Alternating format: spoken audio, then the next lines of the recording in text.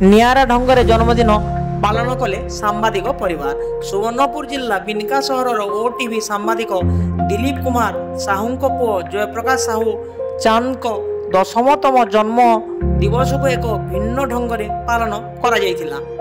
हेले जन्मदिन रे विभिन्न परिवार लोके केक काटिबा ठारू आरंभ करी भोजी भात पार्टी और नाच गीतर आयोजन करिथांती।